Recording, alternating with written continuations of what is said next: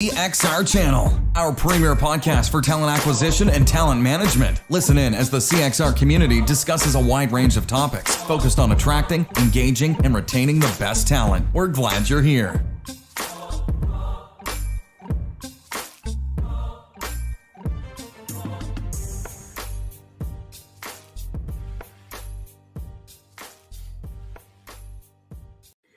I know we talk about getting a new one every time, and every time it's a little bit of a jam. I mean, Jonathan, do we upgrade the music or do we leave it?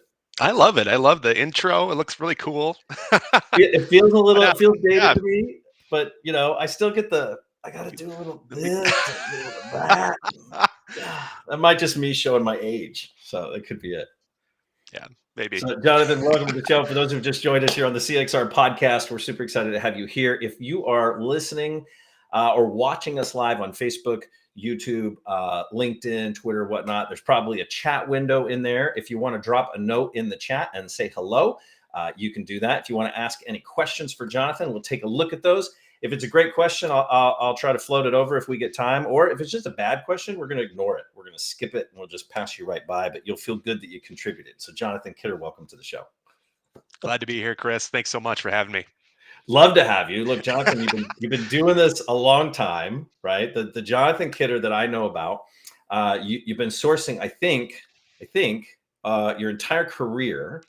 And if I remember right, you cut your teeth at Best Buy ages ago, right? Is that right? I did. And I went to school for communications. So I love to talk to people. I just loved presenting to people. I was getting into kind of marketing, and I took a job with Allegis Global Solutions on their Best Buy account as kind of employee branding person. So just by chance, I got into TA, and they put me right next to recruiters on the floor, and I got to see them on the phones. I got to see them source, and I'm like, wow, I really have to just dive into that. I just love what I'm hearing. They're just energetic. They're excited every day. They're like, we got this person in the pipeline. And I just kind of fell in love with recruiting. So I know everyone says, hey, I didn't go to school for recruiting, but I feel like it was like bound to happen for me just because I loved communicating and talking to people so much too. Was there a moment? Was there a moment when you were dealing with all that where you just suddenly said, recruiting looks kind of interesting. I'm going to give that a shot. Yeah, and for me, it was like, hey, I'm doing social media campaigns, I'm doing job advertisements. We were doing so much content, and I'm like, it's just a lot easier if I could just like find someone and just call them on the phone and be like, do you want this job? And that's why I was like, oh, it's called sourcing, and so I kind of like fell into it without even realizing what sourcing was or what the term was. I thought it was recruiting, and I just felt like it's such a good thing just to kind of reach out to people, build that pipeline, and I just fell in love with it right away. That's great. So, okay, so I'm having flashbacks of like Best Buy. There was a guy that was there on the brand social side back around that like 2010, 2011, I think. Was it Josh or Yeah. Yep. There. was that his Yeah. name? Yeah. Yeah. They had a huge community there too. They were kind of almost like trendsetters too with social media. They kind of connected. Hey, Yep. people were talking about products online. Why don't we engage them, or why don't we have a customer service chat line integrated with social media? And it was a huge success for them too. Oh yeah, and I remember he ended up leaving the talent space entirely to go complete marketing, if I remember right. But it was right after. Did David Manister do an ERE there or some sort of Something. Yep. something there, SourceCon right? events. Yeah, they did a few too. And yeah, I think I went to the SourceCon in 2011, 2012, and Shally, Glenn, all the Oh greats yeah. were there presenting. And it just like blew my mind. I'm like, oh my gosh, what an honor to just listen in on what this world was. And it was just so cutting edge too. I know at that time, many people were still relied on like Crew Builder, Dice, Monster. They're like, let's Yep. just Yep. post and pray, have people apply, and they just kind of came in and just said, "Hey, look, it's sourcing, and this is the future, and take it or leave it too." So, Yeah. Well, Jonathan, look, you do a really great job. I mean, Jerry was in the green room a little earlier and stopped in to say hello. I mean, you do a great job you're so gracious and you're so wonderful at saying, "Oh my gosh, I got to learn from Shally, got to Yeah. learn from Sandra." But I got to tell you, you're a little bit of an instructor yourself. I mean, you're talking about Wizard Sorcerer. You've had a blog since like what, 2015. Yeah. And if I'm remembering right, you even offer you're kind of a side hustle for you. You're doing training courses, right? And I do sourcing, mostly Boolean. Boolean training courses. I share and sell PDF documents on my site, and it's really taken off too. And for me, kind of the history is both my parents were in the teaching field too, so they just got so jazzed by teaching. And my mom was a teacher for 32 years in education too, and I feel like I'm just like her, where she likes to kind of present and get people excited.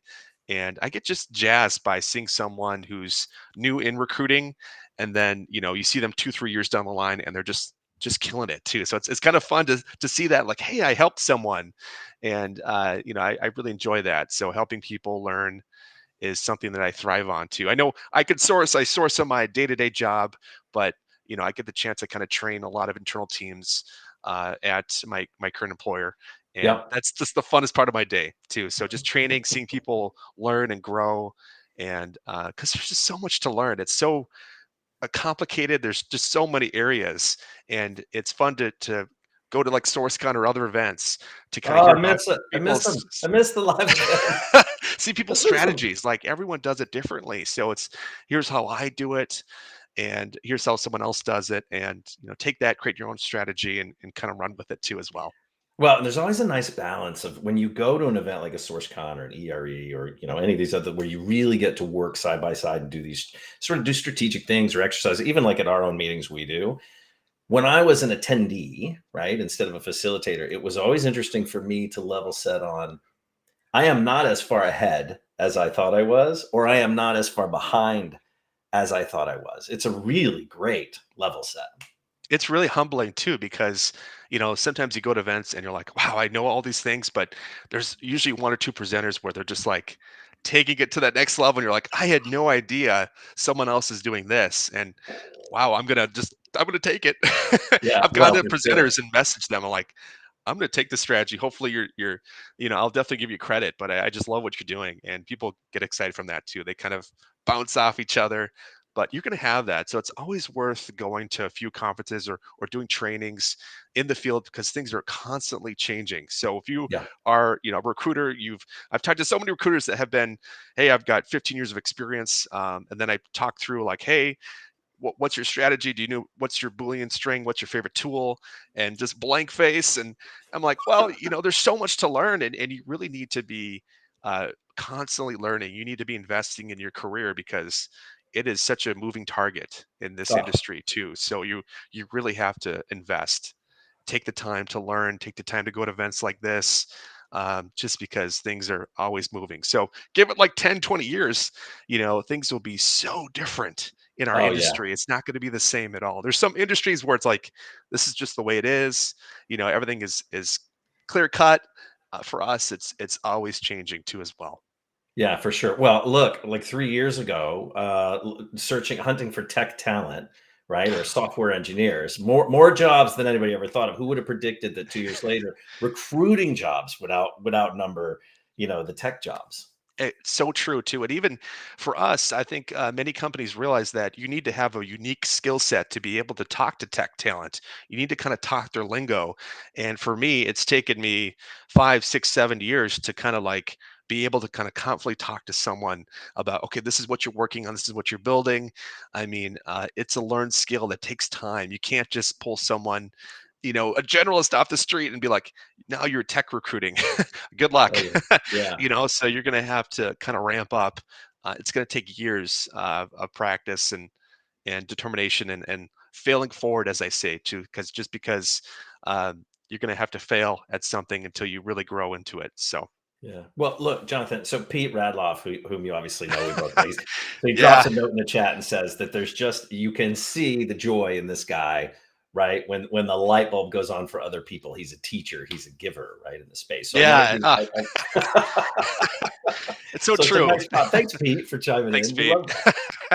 Pete's one of the best too. He was one of the first people I got to meet at SourceCon around like 2012, and he got me connected with people, and just a giver too. Really good at networking, relationship building, and one of the greats too. So Yeah, he's a good guy. Well, let me ask you, John. So when we talked a little bit about it's different now.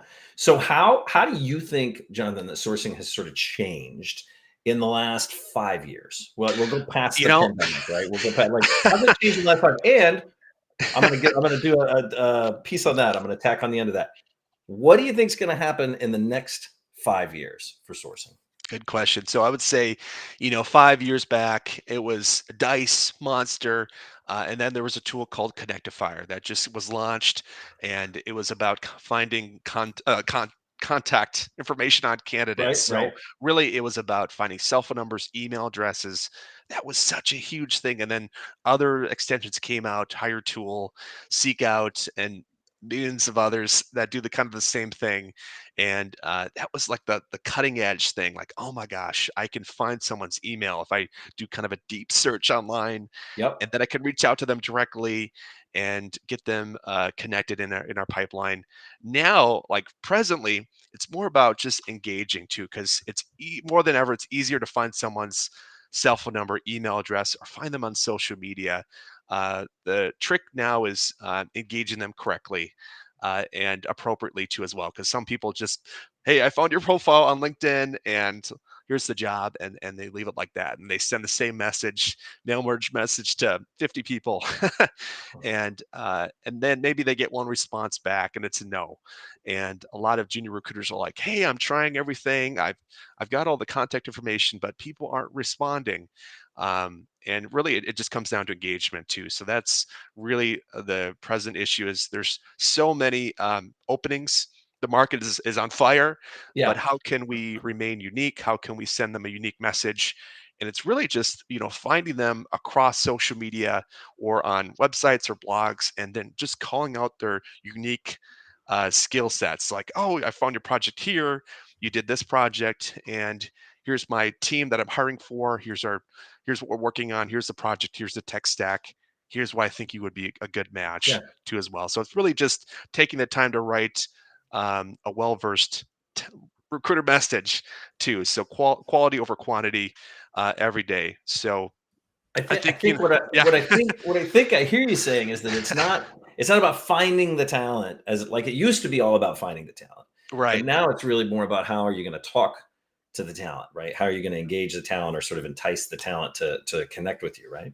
Exactly. And you go to any recruiting in-house team, they have an ATS. I'm sure they have millions of candidates just sitting in their database. Oh And, yeah. you can get their contact information, but how can you really engage them effectively, appropriately, and be creative and unique too with your messaging? Are you doing anything? So it's interesting. Hung Lee did a really interesting on the Brain Food podcast. I think the other day he did a really interesting discussion that kind of squirreled off into how do you engage the maybes. So you're talking to the yeses and you're letting them know what's going on. I think the topic was candidate experience, and then you're definitely sending something out to the nos. There's this big bucket of maybes that are sitting inside of your ATS, and then the topic came up to, well, what about the maybes? Like, what do we do with those? Right. So, I mean, yeah, go ahead.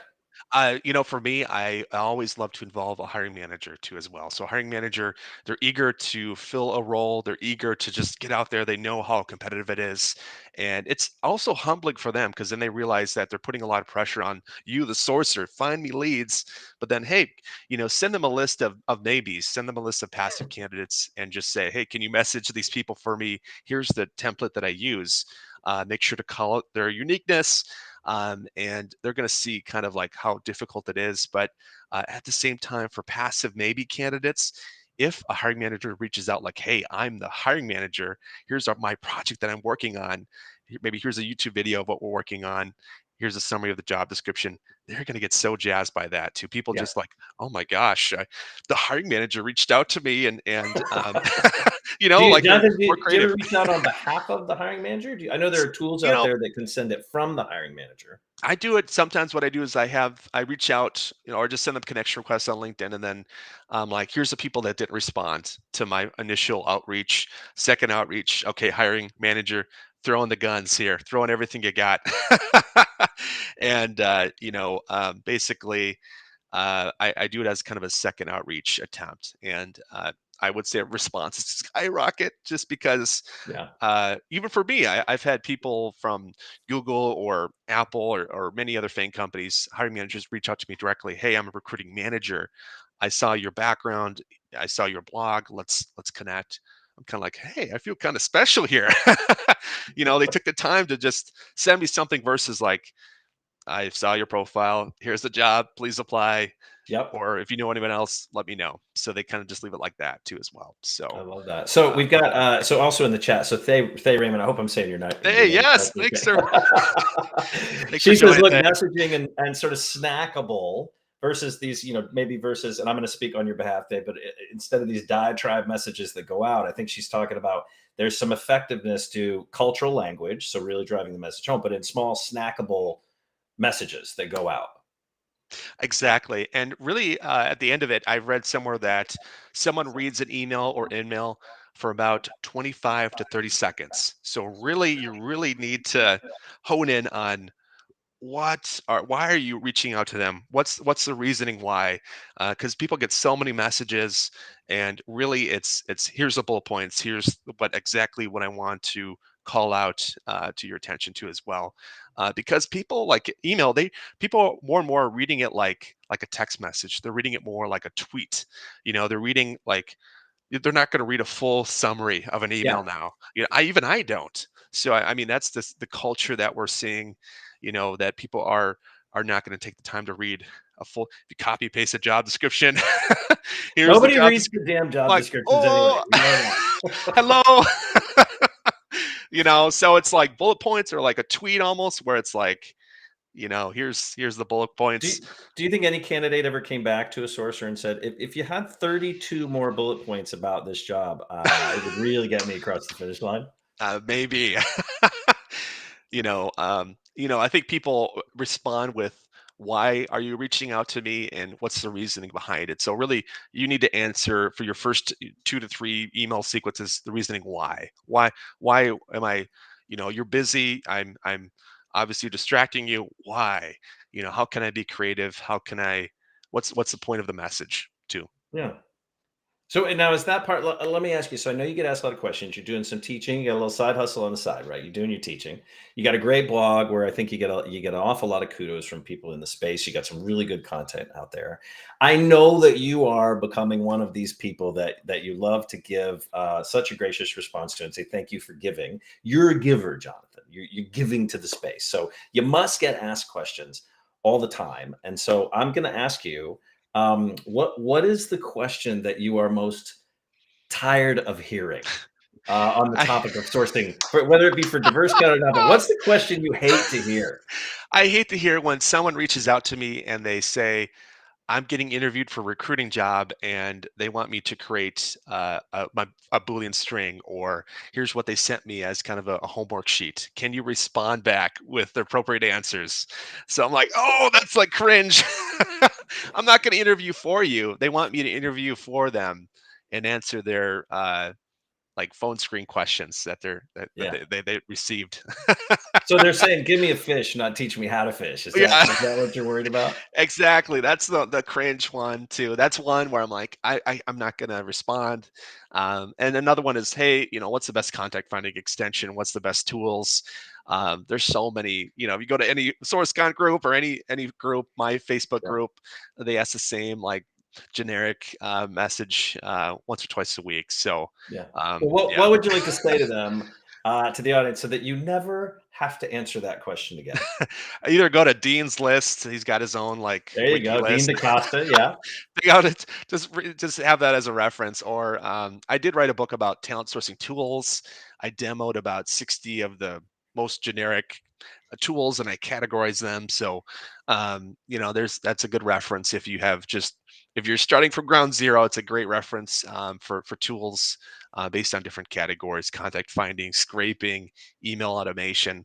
It's a great reference So too as what well. you mentioned, okay, so you mentioned I like how you just casually say, I did write a book. But Jonathan, you wrote 8 books, just in the last couple of years. Oh, in one, yeah, 1.5 year. And what the reasoning was I was COVID hit, everything shut down, and I had so much free time. People were like, maybe they're making bread at night or they're making recipes. The bread. I don't I'm even know like, where the bread thing came from. I I'm don't so know. mad. I still don't know how to make bread. Or maybe where people were trying to source for toilet paper or whatever else they were trying to do. Uh, but I just I sat at home and I'm like, there's TV. What do I do at night? And from 6 to 8 o'clock at night, I would just open up my laptop and think about different topics that if you searched on Amazon or Barnes and Noble, no one really tackled these topics. So one, for example, is diversity talent sourcing. There's no diversity book about Boolean strings available online, Yeah. which is kind of interesting to say. It's kind of sad to say that because I think it's such an important topic, and no one has tackled it. It's complicated. It's tough to learn, and it's confusing. So I was like, you know what? I'm gonna try to tackle this topic, give my favorite strings, and kind of go from there. So, but yeah, I focused on different topics that there's just not a lot of books out there, like becoming a tech recruiter, Boolean strings, So, so many more.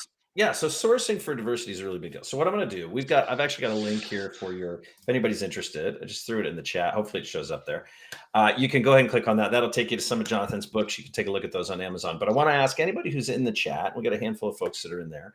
What would be a great resource? Because the question's coming to you too, Jonathan. What would be a great resource to learn about diversity sourcing, or what is your number one sort of go-to tactic for diversity sourcing? Because you're kind of stuck.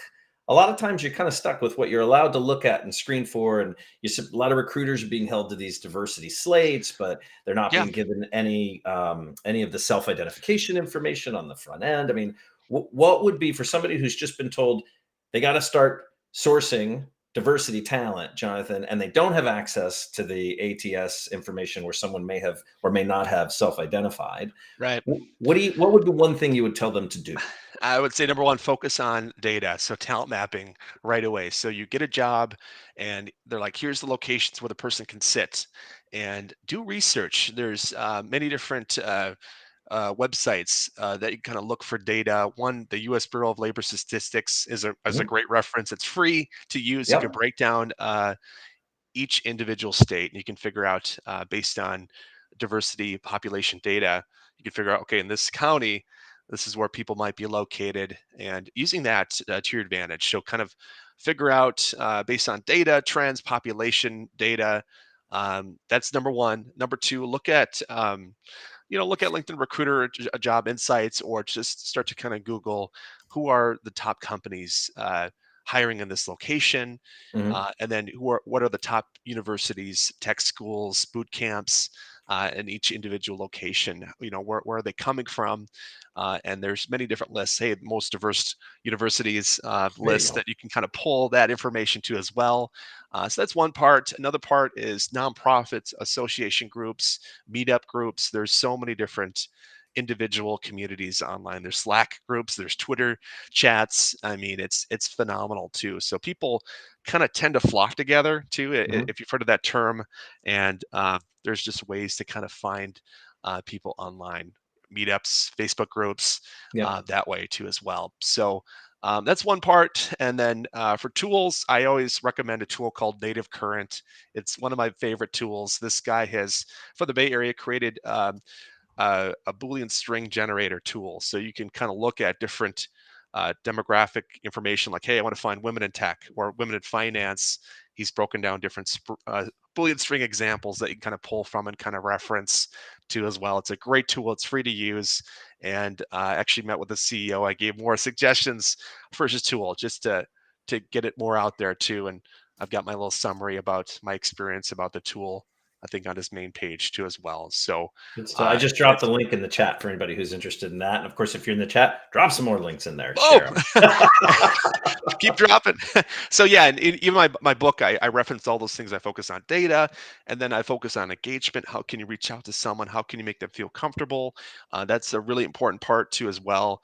And a lot of people, I've talked to other recruiters where they're like, hey, um, and they put in their message, "Hey, I'm focusing on diversity, so that's why I reached out to you." And I would never say anything like that in your messaging. So just being appropriate with your messaging to these candidates too. I think in different specific niches, they just know how rare or how difficult it is to kind of find those people. So Mhm. don't alienate them. Don't treat them any differently. But then at the same time, make sure to focus on candidate experience too. Yeah, gasp. Yeah, Yeah. don't Oh, Lori. don't do it. It's a Hi, big no. I I'm like, noticed what are you're you a doing? female, and I'd really like to talk to you about a job. Yeah. I think that Please works. don't do that. Well, hey, I'm trying to hit my numbers here, and here's what I'm doing. Don't do that. So, but yeah, that's really everything I have in my book. I focus on that. I focus on candidate experience. I focus on engagement. I mean, now like it's easy to find someone's contact information, but it's hard to like, or it takes experience to really engage them, get them excited about an opportunity. That takes a lot of skill. It takes years to master too as well. Yeah, I think so. Diversity aside, right, from a recruiting standpoint and trying to get the talent to actually come in and engage with you and talk with you, how big of a deal is compensation now? I mean, we're like we had a wonderful podcast show a little while back where I would argue that the only thing we have taught our employees how to barter for, how to fight for, is salary. Right? We Yeah, have taught them how to ask for more, and they're getting better at it, and they're emboldened now with everything that's going on. We haven't taught them how to ask for a more well-rounded workplace. We haven't taught them how to ask for total compensation. We haven't, that kind of thing. And so as a result, what I think happens in a lot of the conversations we're hearing about is um, the title and maybe the location and salary. Those things are like they just shut up, sorcerer. Just tell me how much how much yeah, money I can maybe make. yeah. How big of a deal right now is comp in those conversations on the front end as a sorcerer? Very important. So setting expectations right away on your initial phone screen is going to be really important too as well, because and what's your target? What are your expectations, and what are you hearing from other companies? And they're going to be very honest with you on here's what Mhm. I'm targeting, here's what I'm seeing, and this happens all the time. Where hey, I talk to someone, they're actively interviewing, so you're like, oh my gosh.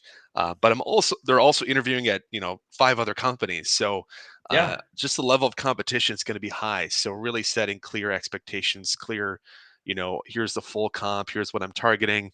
All those things are going to be really important too, because at the end of the day, you could bring them through the whole process, and then they get inclined for the offer, and they don't accept because you didn't set that clear expectation up front. So that's going to be really important. But I've talked to other recruiters that hey, they put the comp right in the subtitle or the title of the email, comp Yeah. expectations too. So I would say that's really important. Another thing is work flexibility.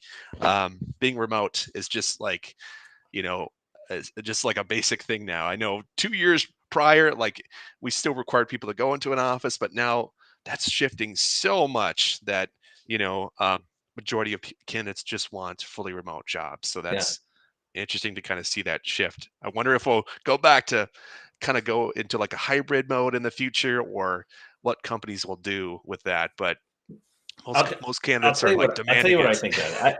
Yeah, I think that we get out of this, whether we go regardless of the workspace, right? I think from a recruiting industry space, from a sourcer or whoever does the outreach and the screening, we're talking about, and just to recap, right? We're talking about short messages, short bursts of messages to grab someone's attention, not a long diatribe, not 40 bullets of whatever.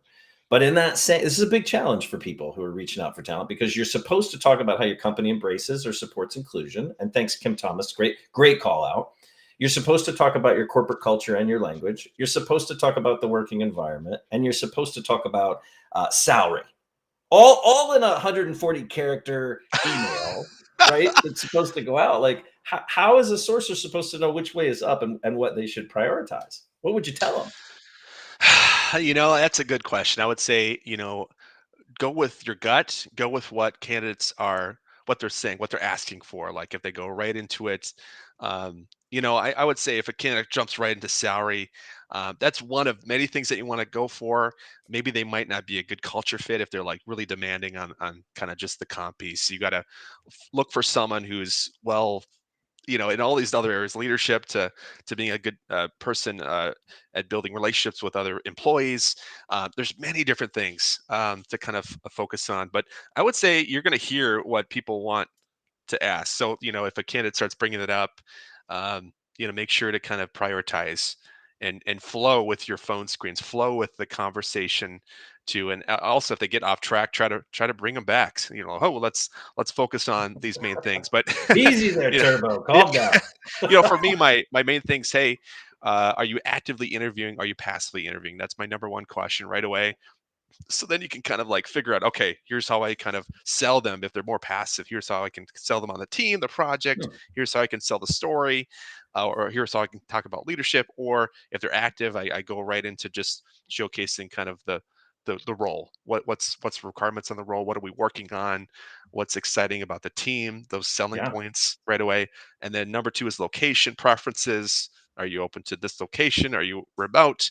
And then are you, how many interviews are you going through right now? So you can kind of figure out, oh my gosh, oh, I'm interviewing at 10 companies at once, Yeah.